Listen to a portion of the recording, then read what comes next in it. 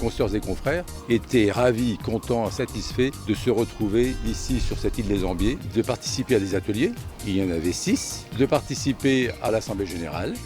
Il y a eu ensuite un procès, fait le procès du CAC, procès du commissaire aux comptes. Nous avions une avocate à charge, Alexandra Barberis, un avocat général, la personne de Pierre-Jean Gory, qui est réellement avocat général dans la vie.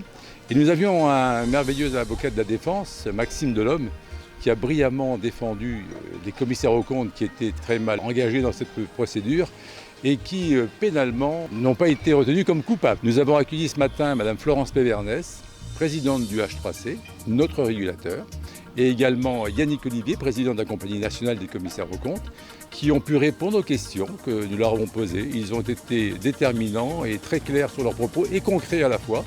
Et ils ont pu également répondre aux questions de la salle, qui ont été, ma foi, nombreuses. Nous avions organisé une table ronde, ce qu'on a appelé un brainstorming, sur l'aspect humain de nos activités. Autour de la table, Frédéric Vincent, qui est le directeur des activités restauration de l'île des Ambiers, Patrick Lebieuvre, qui est le directeur de la API 83, notre consoeur et élu de la compagnie qui avait initié cette table ronde, Florence Valverde, et Didier Prudhomme, qui a brillamment exposé ses idées sur le sujet. Monsieur le loyal, on va l'appeler, de l'opération, était Gabi Olmeta, qui a su poser les bonnes questions et puis toucher au cœur de l'assistance ce qu'il y avait à dire. Depuis le 1er novembre 2020, nous sommes une équipe de 22 élus. Ils ont été à disposition, n'ont pas cessé de répondre aux questions éventuelles des consoeurs et des confrères. Ils ont été présents dans les ateliers. Je remercie bien évidemment les permanents de ma compagnie. Après ces universités 2021, c'est d'abord beaucoup de contentement et de plaisir de ce qui s'est passé pendant ces 2 journées, de retrouver physiquement les consoeurs et les confrères. Ce que nous faisons, c'est leur donner rendez-vous l'an prochain, avec le soleil, je l'espère, les 15 et 16 septembre aux universités d'été 2022. Comme d'habitude, c'est un moment très intéressant, très important. Ces universités d'été, c'est un moment d'abord convivial, où on se retrouve, on peut échanger entre nous et c'est déjà une très grande richesse. C'est aussi l'occasion de parler de sujets de fond, de reparler de cette profession qui a un avenir qui finalement s'éclaircit et avec beaucoup de projets et d'ambitions pour justement l'ensemble des professionnels. Et donc j'étais ravi de pouvoir échanger, partager et exprimer un petit peu tous ces sujets avec eux.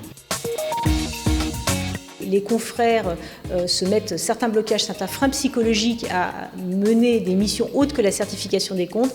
Et là, l'objet de cet atelier, c'était de présenter toutes les offres, tous les outils, les formations que la CNCC et les CRCC sont en train de mettre en œuvre pour pouvoir offrir au plus grand nombre la possibilité de pouvoir mener ce type de mission. Donc c'est lever les freins, c'est offrir des formations, des webinaires, offrir des petits outils de manière ludique, de manière visuelle, pour que plus jamais on entend dire « j'ai pas le temps de faire ça, je ne sais pas faire ça ». On va essayer de faire en sorte que les confrères s'installent dans une vision et une démarche proactive commerciale sur ce type de mission. Le séminaire sur l'outil Tax Audit, outil développé par la compagnie des commissaires aux comptes pour les commissaires aux comptes, c'est un outil qui permet de réaliser en toute sécurité la mission d'examen de conformité fiscale. Donc cette nouvelle mission qui a été proposée aux professionnels depuis le début de l'année et que nous pouvons réaliser à compter de ce jour. Donc je vous invite à découvrir cet outil sur le site de la Compagnie nationale. On présente un atelier sur les conventions réglementées.